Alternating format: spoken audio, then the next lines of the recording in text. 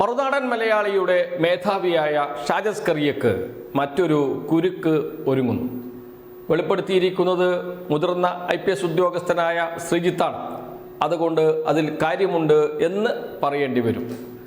ശ്രീജിത്തിനെതിരെ നേരത്തെ VS അച്യുതാനന്ദൻ്റെ additional private secretary ആയിരുന്നു എന്ന് ഇപ്പോഴും പറഞ്ഞു നടക്കുന്ന KM ഷാജഹാൻ നൽകിയ വാർത്തയുണ്ട്. ആ വാർത്തയ്ക്കെതിരെ ശ്രീജിത്ത് കോടതിയിൽ പോവുകയും 5 ലക്ഷം രൂപ നഷ്ടപരിഹാരം നൽകാൻ KM ഷാജഹാനോട് കോടതി ആവശ്യപ്പെടുകയും ചെയ്തു. അതിനുശേഷമാണ് ശ്രീജിത്ത് വീണ്ടും രംഗത്തിറങ്ങുന്നത്.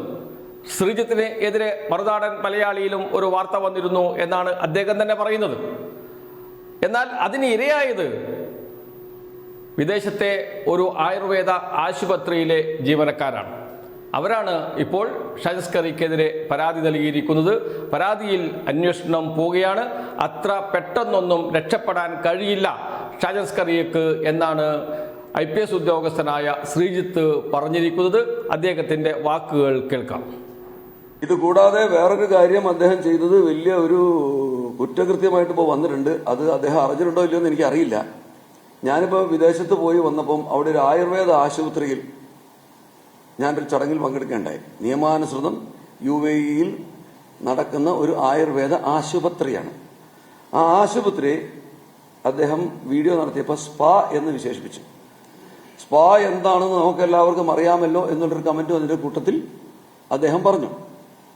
അപ്പൊ ഞാനത് എന്റെ അടുത്ത ഡിഫമേഷൻ കേസിനുള്ള മെറ്റീരിയലായിട്ട് ഞാൻ കരുതിയപ്പോൾ അതിനേക്കാൾ വലിയൊരു സംഭവം അവിടെ ഉണ്ടായതെന്ന് വെച്ചാൽ അവിടെ ബോണഫൈഡ് ആയിട്ട് പ്രവാസികളായിട്ടുള്ള മലയാളികളായിട്ടുള്ള സ്ത്രീകൾ ഡോക്ടർമാരും നഴ്സുമാരും ജോലി ചെയ്യുന്ന ഒരു ആയുർവേദ ആശുപത്രിയായിരുന്നു അത്.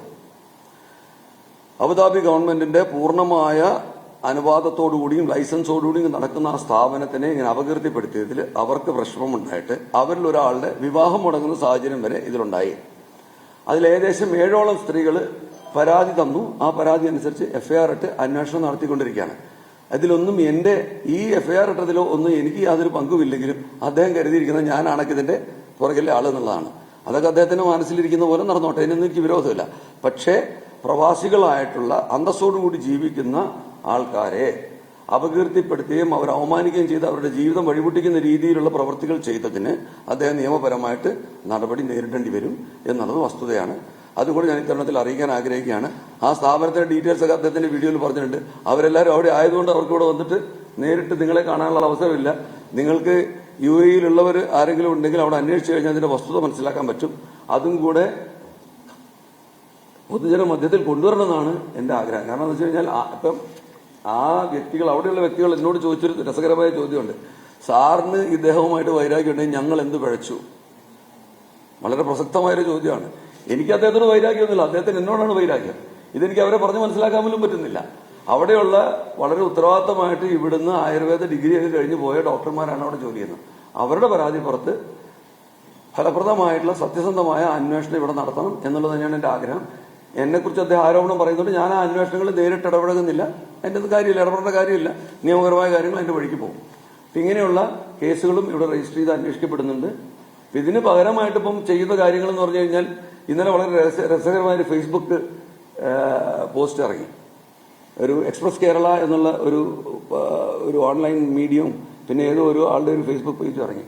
അതിനകത്ത് പറയുന്നതെന്ന് പറഞ്ഞെങ്കിൽ ശ്രീജിത്തിന്റെ ചിറകരിഞ്ഞു, അധികാരങ്ങൾ എടുത്തു മാറ്റി. അപ്പം ഇതൊക്കെ തന്നെ വളരെ ബാലിശമായിട്ടുള്ള എന്താണ് എന്റെ അധികാരം എടുത്തു മാറ്റിയെന്ന് ഞാൻ അറിഞ്ഞില്ല.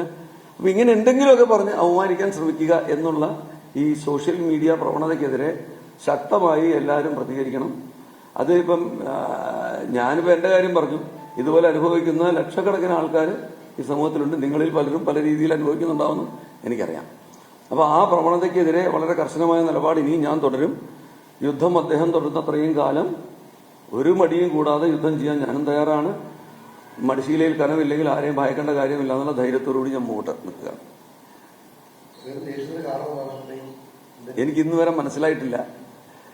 ഒരുപക്ഷെ അദ്ദേഹത്തിന് ആരെങ്കിലും തെറ്റായി ധരിപ്പിച്ചതായിരിക്കാം.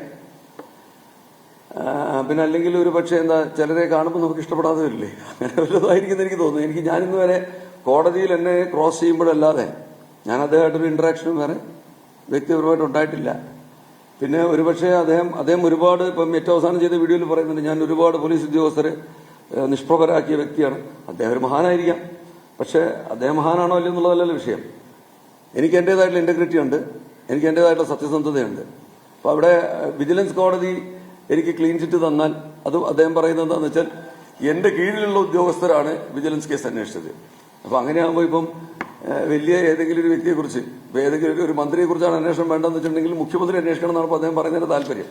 അദ്ദേഹം മറന്നു പോകുന്നൊരു കാര്യം വെച്ചാൽ പോലീസിൽ എല്ലാവരും പ്രൊഫഷണൽസ് ആണ്. ഇപ്പൊ വിജിലൻസിലാണെങ്കിലും പോലീസിലാണ്. അപ്പൊ പോലീസ് ഉദ്യോഗസ്ഥരെ കുറിച്ച് നമ്മൾ ഒരുപാട് ആരോപണങ്ങൾ കേൾക്കാറുണ്ട്. പോലീസ് ഉദ്യോഗസ്ഥരുടെ പേരിൽ കേസുകൾ വരുന്നുണ്ട്. നമ്മൾ ഒരുപാട് പോലീസ് ഉദ്യോഗസ്ഥരുടെ സർവീസ് സസ്പെൻഡ് ചെയ്യുന്നുണ്ട്, ഇപ്പൊ പിരിച്ചുവിടുന്നുണ്ട്. പക്ഷെ ഒരു കാര്യം എല്ലാവരും മറന്നു പോകുന്നൊരു കാര്യം എന്താണെന്ന് വെച്ച് കഴിഞ്ഞാൽ ഈ പോലീസ് ഉദ്യോഗസ്ഥന്റെ കുഴപ്പവും കണ്ടുപിടിച്ച് പുറത്തു കൊണ്ടിരുന്നത് മറ്റൊരു പോലീസ് ഉദ്യോഗസ്ഥനാണ്.